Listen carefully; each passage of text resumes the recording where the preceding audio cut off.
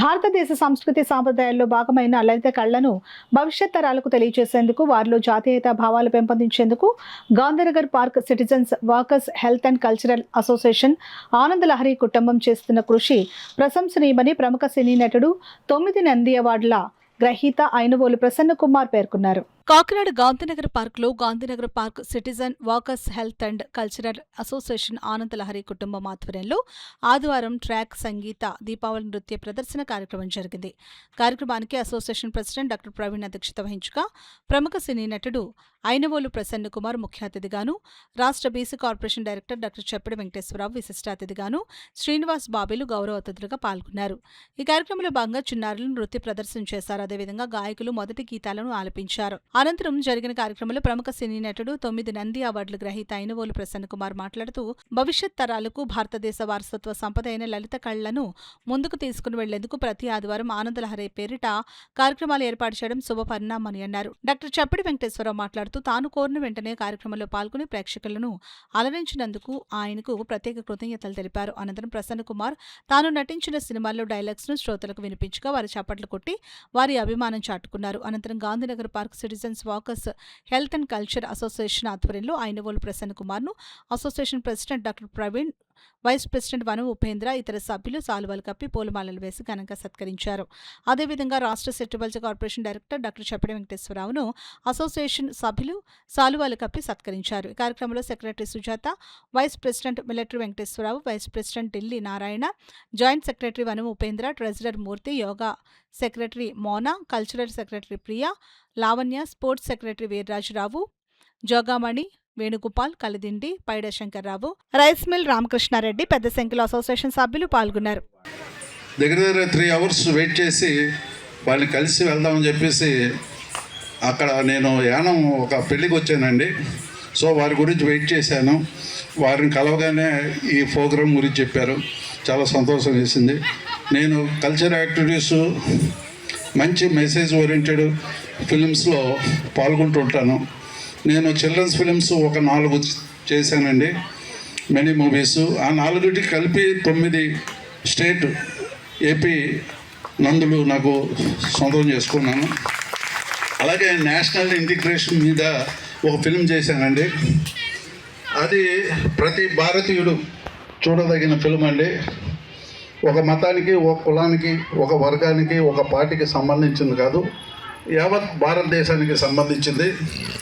ఆ కంటెంట్లో 15 minutes 15 seconds non స్టాప్గా, ఫుల్ స్టాప్ లేకుండా కామాతో చెప్పి నేను wonder book of record, Telugu book of record, Dasari excellence award, Kodi రంగేషన్ అవార్డు, ఇలా చాలా అవార్డ్స్ వచ్చాయండి.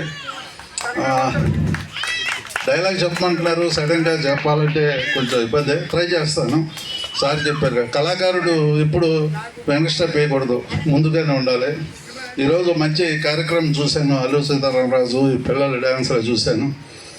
చాలా సంతోషం వేసింది. నాకు తెలుగు చదవటం రాదన్నారు. అది మనం చాలా సిగ్గుపడాల్సిన విషయం.